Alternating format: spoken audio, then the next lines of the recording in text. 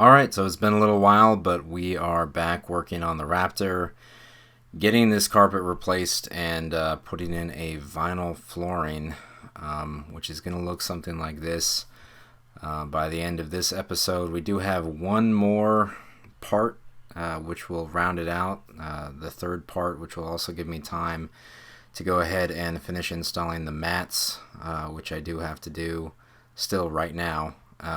Even though I finished up the rest of this video a long time ago. But let's go ahead and get into it. When we last finished everything up, I had pulled out the old carpet and I had vacuumed up. Now we need to actually take the new flooring and install it. Now it is a vinyl flooring, but it still requires a padding underneath, which is what you see me here to figure out how to install. I purchased the vinyl flooring set from Automotive Interiors and Accessories Incorporated. The kit comes with the pre-formed vinyl flooring as well as this underlayment for the vinyl flooring.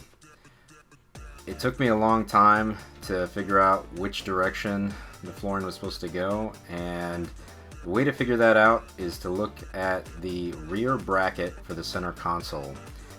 Just in front of the rear bracket is a body control module, which is bolted to the floor, and there is a extra cutout in this underlayment for that body control module, and that's how you can tell which way it's supposed to go, is it'll have that extra space specifically for that.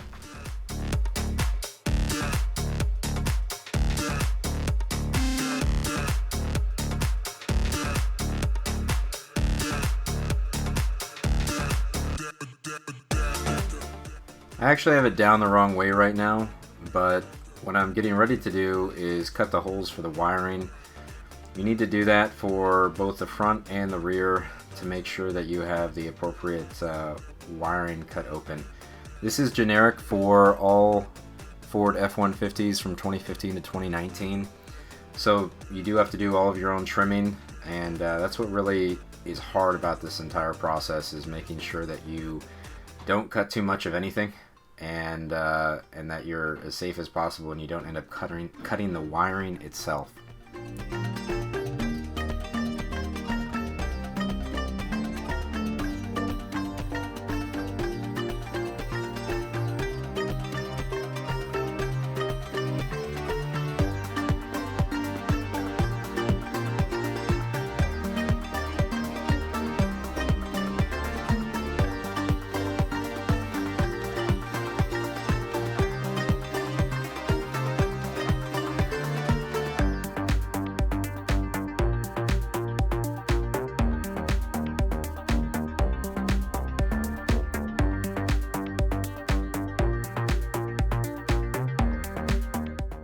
Since I did this final flip, you'll notice that there's plenty of space for the control module and the wiring just in front of that rear bracket for the center console.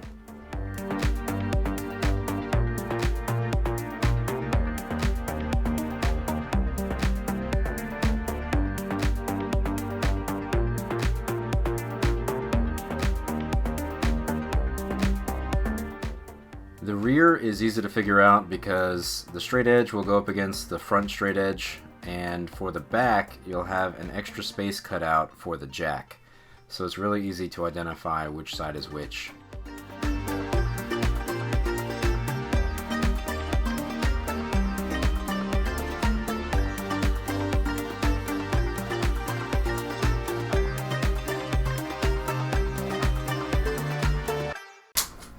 Just like in the front, you're going to need to do some trimming or cutting in certain areas to make sure that you have the ability to fit everything through. This includes some of the mounts and some of the locations where the amp bolts into the floor in the back of the vehicle.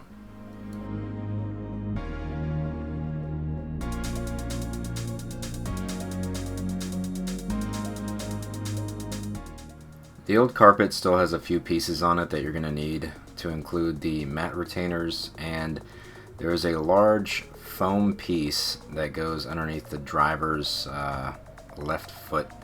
It kind of acts as the dead pedal essentially underneath the flooring. Alright, so now it's time to actually test fit the floor liner inside of the vehicle. I went ahead and threw it in there. This is easy to tell which way is forward because there are going to be, since it's pre-shaped slightly, there are going to be some indentations where the front two seats are going to be for the footwells.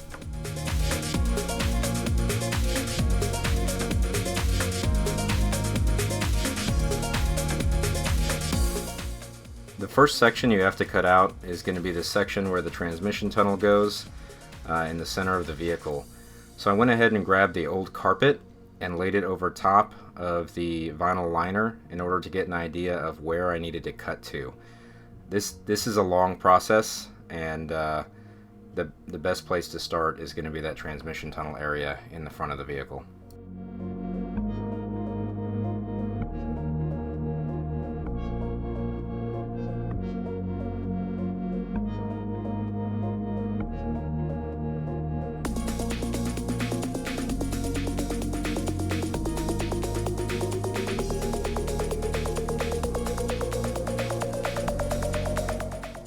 You want to make sure that you get the original carpet lined up properly, and this is a little challenging because the carpet liner is going to be shaped and then the floor liner is not as shaped. It's not as 3D molded. So make sure you get it in the right place and then start trimming very slowly in small amounts, and then keep test fitting and cutting.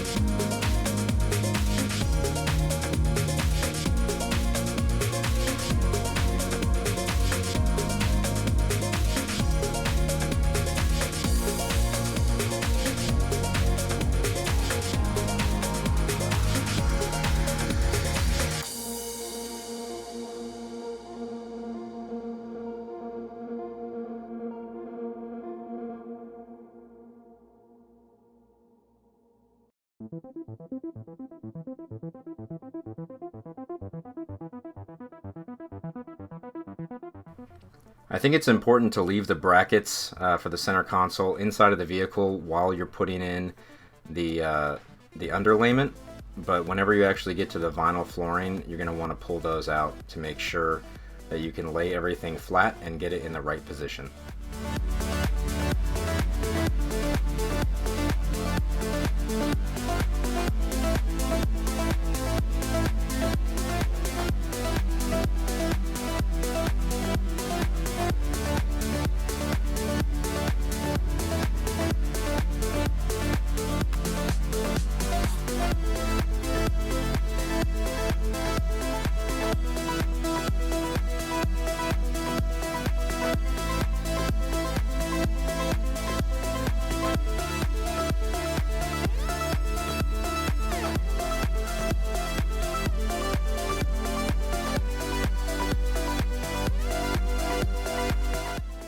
For trimming, I used metal shears. You're going to want some sort of very tough scissor. If it has some sort of mechanical advantage, that is going to be preferred because this vinyl is very thick and very tough. And it is a challenge to cut, especially whenever it's inside of the vehicle and it's bending in several different directions.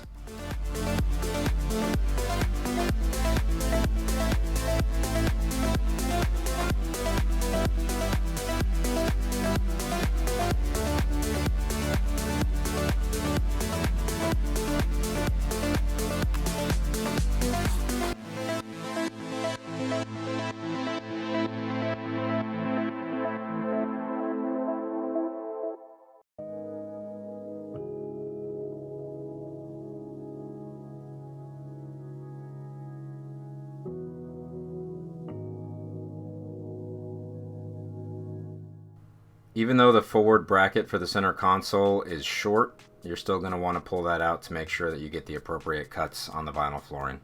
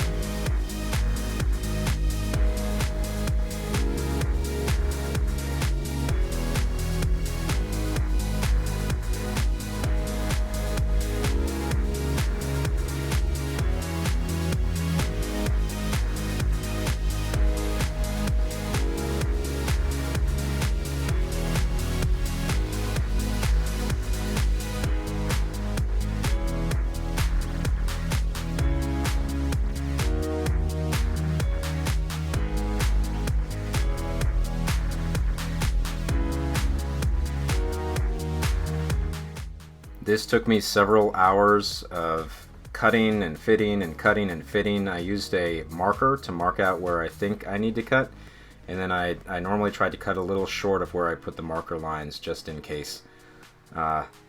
You have to go slow. Take time and go slow, because otherwise you'll end up overcutting, which I actually did in one section.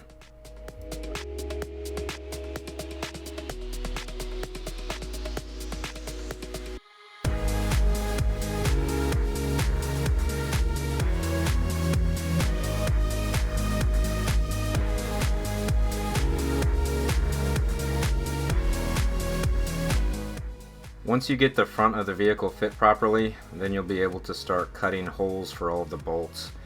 I didn't cut out the same dimensions that they had on the old carpet. I just ended up cutting out holes. Since I left the bolts inside of those holes, I was able to easily use a hole saw over top of the bolts in order to cut that out and get the appropriate size.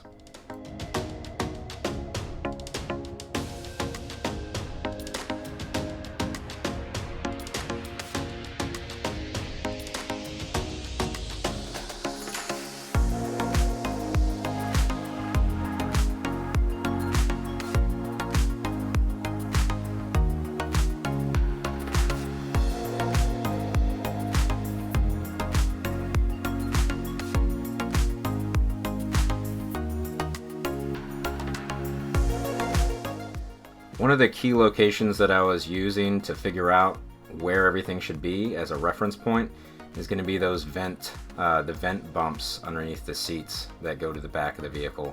It's easy to line those up and make sure you've got the right location in order to cut all of the holes appropriately.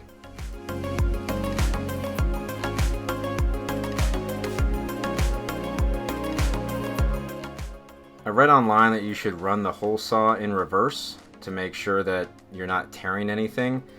It didn't work out. You end up unscrewing the hole saw and it makes a whole big mess. So run it forward if you can, and if you need to, put a block of wood underneath to make sure that you're not cutting into the actual wires that you're cutting holes for, and you're not destroying the vehicle underneath or hitting the metal.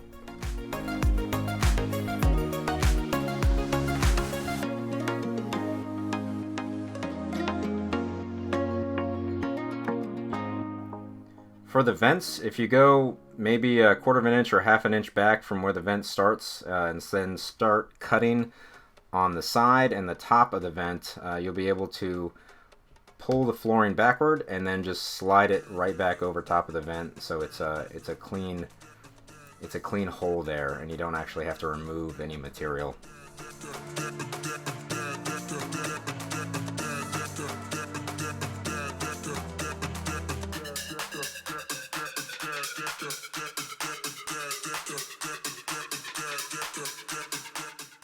One of the mistakes I think I made in this whole process is going from the outside in. I started with the seats first.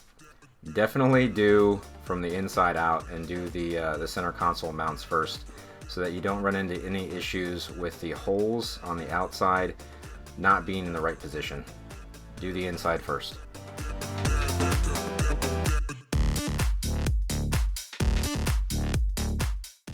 I didn't want a bunch of holes in this vinyl flooring. I wanted to actually be waterproof in case I spilled something, or a dog threw up, or a dog went pee in the truck. I wanted to make sure that I had everything covered as much as possible and as few holes as possible.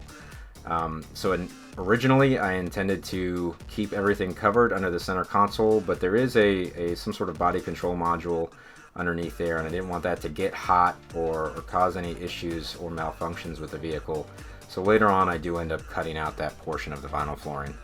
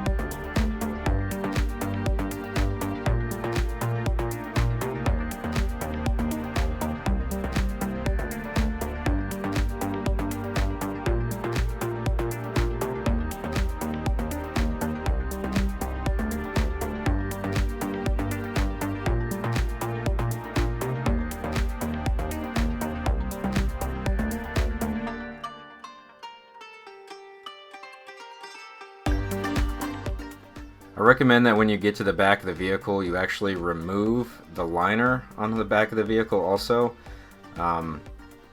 That will help you make sure that you're able to get as much material back behind and seal up as well as possible, and limit any problems that you'll have while you're trying to form the flooring to the back, because that's the largest hump that you have back there while installing it.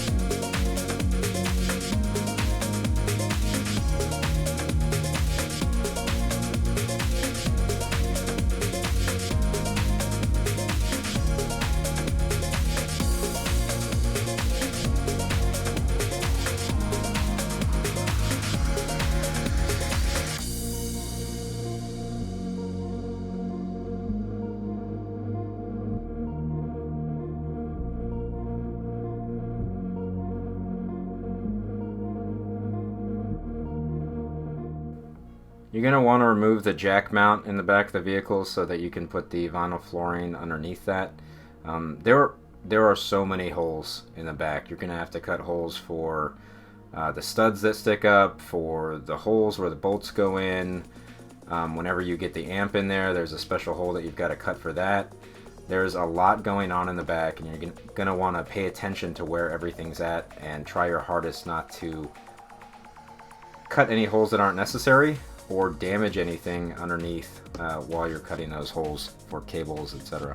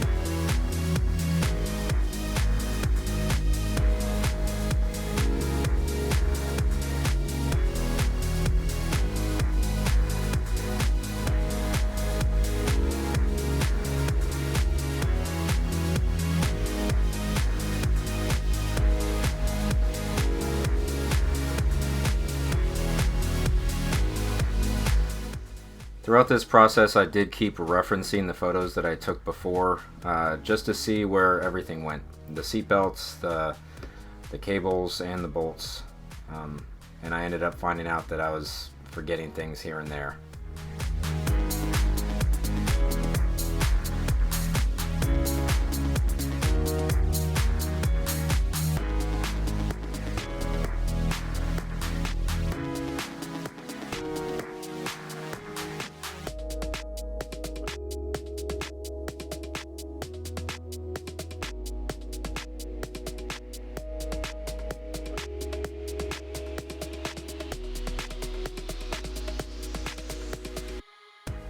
Now that the first cut of the flooring is done, it's time to start reinstalling things. Here's where I cut out that section to make sure that there was space for that module there.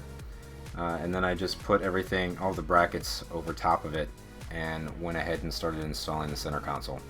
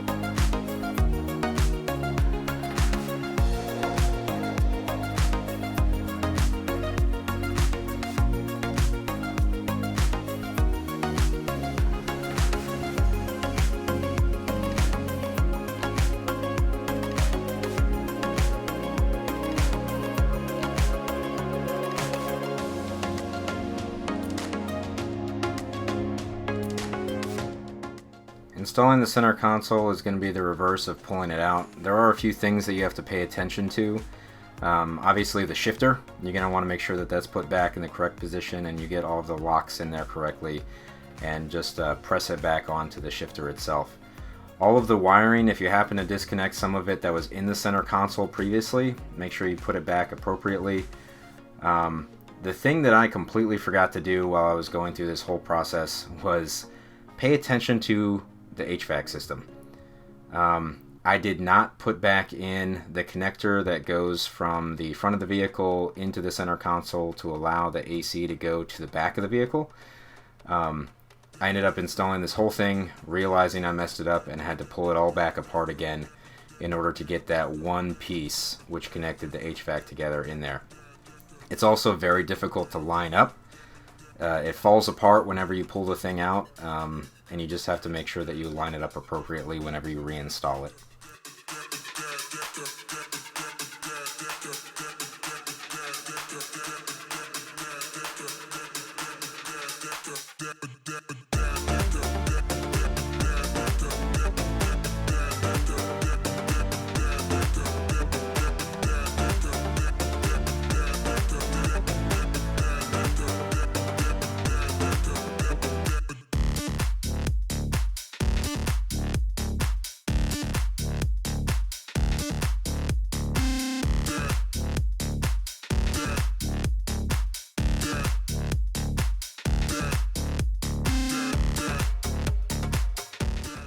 So here's where I realized I still had that vent piece up on the dash, and then I started having to take everything back apart again in order to get that vent piece back inside. Fortunately, you do have enough slack in the shifter in order to slide it back enough. You don't have to take the entire shifter off. You can fit it in there. You just have to disassemble some of the center console.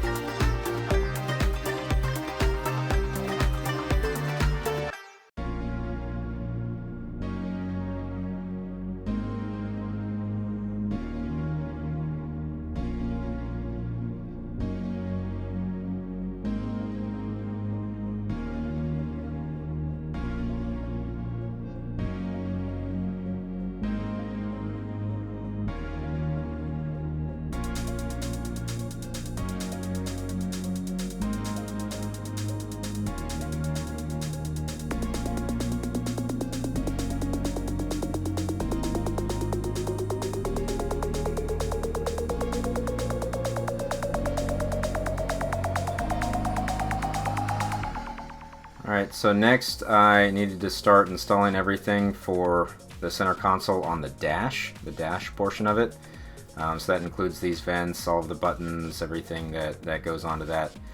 If you remember, you need to actually install all of that before you go back and finish installing everything in the center console itself. So go ahead and put together the dash.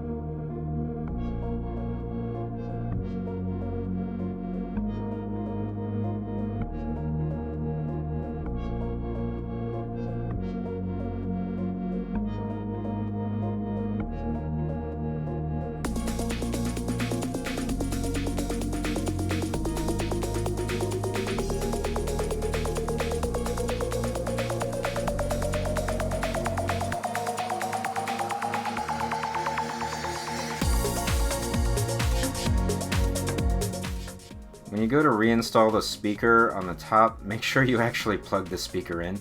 I did forget to do that and I had to go back and fix it later.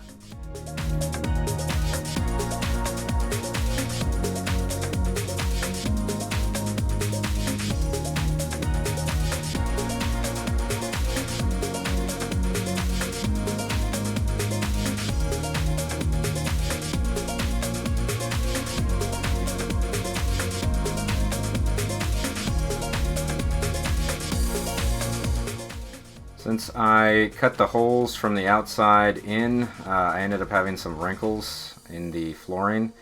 So again, make sure that you do everything from the inside out. You cut the holes first for the center console brackets, and then you start moving outward and use that as a reference point. Heat gun, I bought one from Harbor Freight. It was not hot enough to cause any sort of, it didn't help. And this is probably also a result of me leaving everything in a box for a few weeks before installing this.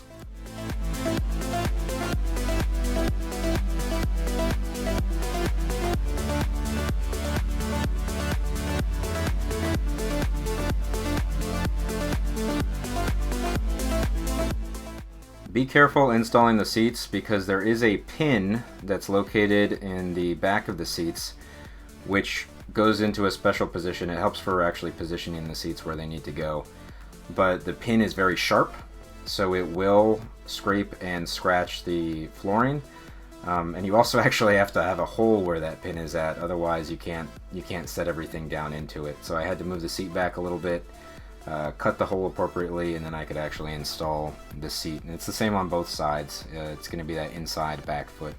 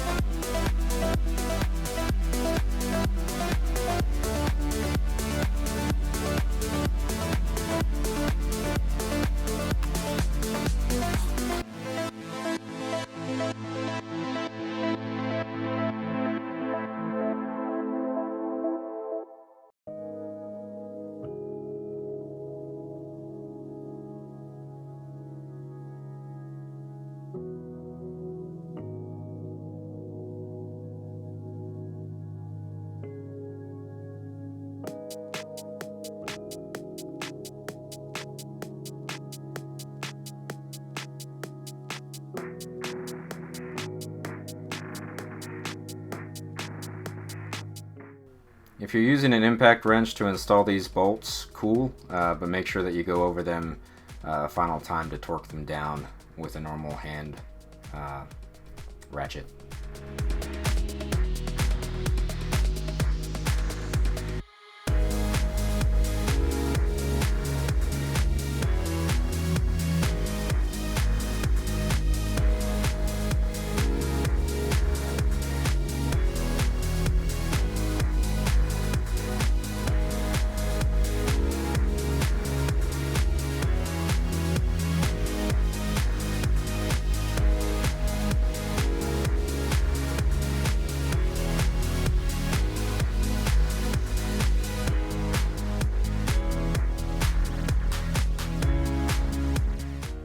Here I'm starting to actually do the final cut on the flooring to make sure that everything fits appropriately. Again, go slow because you don't want to end up cutting off too much material to the point that it's going to pop up or stick out whenever you put in all of the trim pieces that are supposed to be there. I will admit that, you know, this is kind of silly because obviously I'm not going to be holding all the liquid inside of the vehicle. Anything that pours onto here is going to pour down into the trays on the side.